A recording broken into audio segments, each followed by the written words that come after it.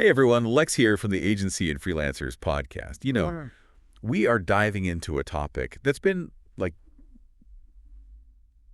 really generating a lot of buzz lately. Yeah. It's cold email deliverability. Oh, yeah, for sure. And joining me to break this all down Right. is our expert guide. It's great to be here. Cold outreach can feel like a Oh. shot in the dark sometimes, right? Totally. Yeah. So we're going to try to shed some light Yeah. on how to actually get those emails seen. Absolutely. We've got a stack of resources here Yeah. from you, Lex and Vera, from the Agency and Freelancers podcast, That's great. specifically focused on maximizing Right. your cold email success as agency owners and freelancers. For sure. So many of you are out there hustling to land clients, Uh-huh. and we want to make sure that you're equipped with the tools to make those emails count. Absolutely. And we're not just going to hand you a checklist. Right. We're going to go deeper. Like, Yeah. why are these best practices? Because when you know the reasons, then you can adapt when things change online, and you can troubleshoot when things go wrong. That's awesome. Really? So one of the sources uses a great analogy. Okay. They compare email filters Uh-huh. to these complex gatekeepers Yeah. standing between your message and your potential client's inbox. That's a great analogy. Yeah. I like that. These filters are getting increasingly sophisticated Right. at weeding out unwanted emails. Yeah, they are. So understanding how to work with them is key. Totally key. And for agencies and freelancers, missing the inbox translates to missed opportunities. Huge missed opportunity. You're pouring time and energy Right. to crafting the perfect pitch. Yeah. But what's the point if it never reaches the right eyes? Exactly. And you're not just wasting your own time and effort. Right. You could even be harming your reputation. Oh. Yeah. Wow. If you land in the spam folder repeatedly, Yeah. it can make you as an agency look unprofessional or even make people suspicious. Yeah. Like, are you legitimate? Yeah. You know? Definitely not the first impression you want to make. Not at all.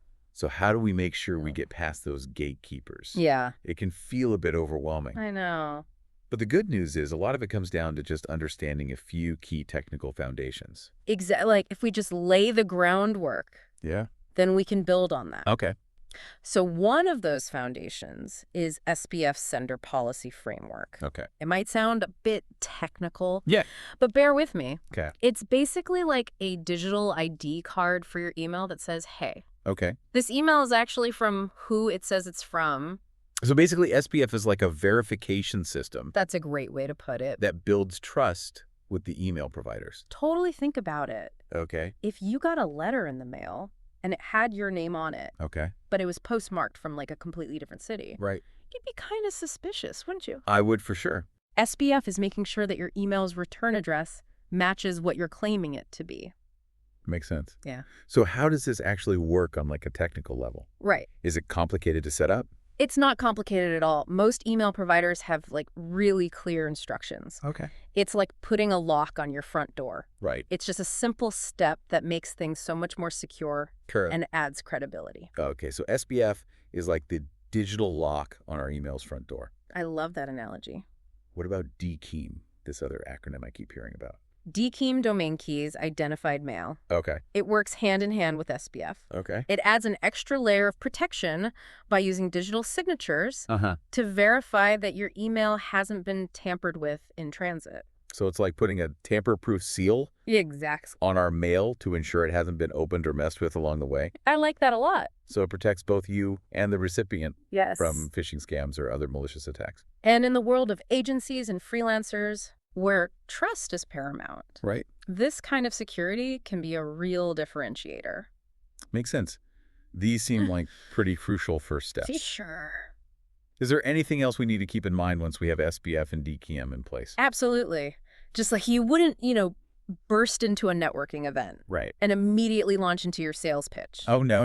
You need to warm up your email address before sending out mass cold emails. Email warming. Have you heard this? It's a new one for me. Okay, so think of it like Okay. building a reputation in a new community. Okay. You wouldn't show up and immediately start asking everyone for favors. No. You'd spend some time getting to know people, building trust, demonstrating your value. Right. Email warming is similar. Okay. It's about gradually increasing your sending volume so you don't overwhelm email providers and trigger those spam filters. So if you're a new agency just starting out, Right. You shouldn't just blast out hundreds of emails to your entire contact list right away. Oh. That's a recipe for disaster. Got it.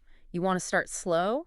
Maybe just send a few personal emails to colleagues or friends, and then gradually increase the number of emails you send each day. Yep. This shows email providers that you're a legitimate sender and not just some spammer blasting out mass emails. That's interesting. Yeah. I never realized that that's how it works. Totally. It's almost like training the algorithm Yeah, you're teaching. to recognize you as a trustworthy sender. Exactly. And are there tools that can like help automate this process?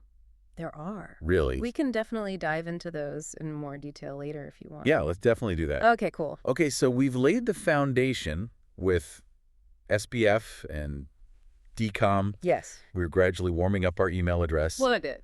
What about the actual sending process? Right. Are there specific practices we need to follow There are. to maintain good deliverability? Definitely. And we're going to dive into those right after this. So before we were talking about warming up your email address, especially for like agencies or freelancers who are just starting out.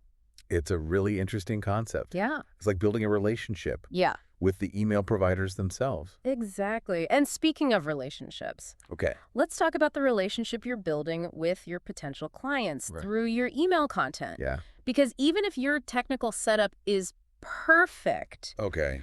your emails aren't going to get you very far No. if they don't resonate with the people reading them. That makes sense. Yeah. So it's not just about avoiding spam filters. Right. It's also about crafting compelling copy. Absolutely. It actually encourages people to open, read, and respond. Yeah.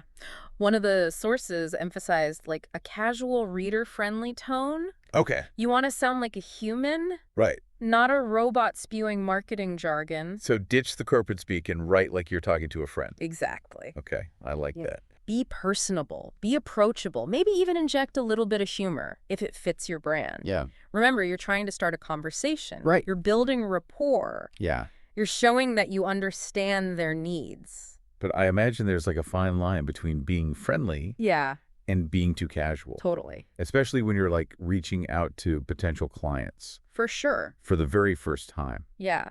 And one of the keys is personalization. Okay. Like one of the articles we read was really stressing that building a great email list isn't just about quantity. Right. It's about quality. So it's not just about having this massive list Exactly. of every email address you can find. No. It's about having like a targeted list Totally. of people who are actually likely to be interested in your services. Exactly. Spend some time really defining your ideal customer profile. Okay. Like, who are they? Yeah. What are their pain points? What are their goals? Right. Then you can use that to guide your research and make sure you're reaching out to the right people. That makes a lot of sense. Yeah. The more targeted your list is, Right. the more likely those recipients are to actually engage with your email. Totally. And that plays a role in your overall deliverability, too. Oh, really? How Because so? engagement metrics, Okay. things like open rates, click-through rates, replies, Uh-huh. those are signals to email providers Okay. that you're sending valuable content. But the more engagement you get, Yeah, the better your sender reputation becomes. exactly. It's like a positive feedback loop. Oh, cool. You send targeted emails to the right people. Yeah. They engage with your content. That boosts your reputation with email providers, Okay. which leads to even better deliverability in the future. I like that. Yeah, But even if you have a great list right. and really engaging content, Uh-huh. there are still some pitfalls to avoid. Definitely some things you want to watch out for. Okay, let's talk about those pitfalls. What are some common mistakes that could like trigger spam filters Okay. or make people hit that dreaded report spam button? Well, one thing is like overusing HTML in your email signature. Really? Yeah, it might be tempting to have like a fancy design signature, Right. but it can raise red flags. Huh. Okay, why is that? It's because heavily designed emails are often associated with mass marketing blasts, Oh, right. not personalized messages. I see. So just keeping your signature simple with plain text, Yeah. it can really improve your chances of landing in the inbox. Interesting. So it's kind of counterintuitive, Yeah, but it makes sense when you explain it that way. totally. And also, certain words and phrases, Okay. often called spam trigger words, Okay. can set off alarm bells. Like what? Things like free, guaranteed, limited time offer, Right. excessive exclamation points. So even if our intentions are good, Yeah. if we use those words too often, it can make our emails look suspicious. Exactly. Think about the kind of language that's used in spam emails. You want to avoid anything that could make your message resemble those. Okay, so no over-the-top salesy language Right. or promises that sound too good to be true. Exactly. What about attachments? Oh yeah, attachments. Have you heard about those? I've heard that those can be a little bit iffy. Yeah, sending large attachments with cold emails is a big no-no. Okay. It can slow down delivery, Right. trigger spam filters, Uh-huh. and it raises some security concerns. Okay. If you need to share a file, Yeah. it's best to just upload it to a cloud storage service, Okay. like Google Drive or Dropbox, and just include a link in your email. That's a really good tip, Yeah, especially for agencies that are sending things like proposals or presentations. totally. You want to make it as easy as possible for the recipient Right. to access that information Yeah. without raising any red flags. It's amazing how many factors play into right. getting your email seen and actually read. It's a lot. We've covered a lot of ground. We have, but we're not done yet. Oh, there's more. We still need to talk about Okay. what happens when things go wrong. Right. How do you troubleshoot deliverability issues? Right. How do you monitor your sender reputation? Yeah. And even explore some advanced tools and platforms that Yeah. can help you streamline the whole process. Awesome. I'm ready to dive in. Let's do it. Okay, so we're back and ready to wrap up Yeah. our deep dive Yeah. into cold email deliverability. We've talked about the technical setup, the importance of warming up your email, Right. crafting that engaging content. Yeah. But what happens when things don't go as planned? That's a great question. Yeah. Even when you're following all the best practices, Right. you might encounter some deliverability hiccups along the way. Okay. So that's why it's so important Yeah. to understand how to troubleshoot Right. and keep a close eye on your sender reputation. You've mentioned sender reputation Yeah. a couple of times. Uh-huh. Can you give us a clear definition of what that actually is? Yeah. And why it matters so much? Yeah, it's basically like a credit score Okay. for your emails. With your email? Yeah, email providers like Google and Microsoft, Right. they're constantly evaluating your sending behavior. Oh, wow. Yeah, they're looking at things like your bounce rate, Okay. spam complaints, Yeah. engagement metrics to determine how trustworthy you are. So the better your reputation, Yeah. the more likely your emails are Yes. to land in the inbox Right. instead of that spam folder. Exactly. A high sender reputation is like having a VIP pass to the inbox. Oh, I like that. Yeah. But on the other hand, Okay. if your reputation is low, Uh-oh. it's like having a red flag next to your name that screams spammer alert. Okay, that makes sense. Yeah. So how can we actually monitor our sender reputation Right. and make sure that we're staying in good standing? Yeah. There are tools out there that can help. Really? Yeah. One of the most useful is an email deliverability tester. So these tools allow you to send test emails Yeah. to a variety of email providers Uh-huh. and see where they land. So like a practice run Exactly. before you send it out to your actual list. Yeah, they can help you identify any potential issues Okay. with your setup or content that Uh-huh. might be harming your deliverability. Got it. And then you can make adjustments based on the feedback, So helpful. especially for agencies and freelancers Right. who are relying on that cold outreach to bring in new business. It's their lifeline.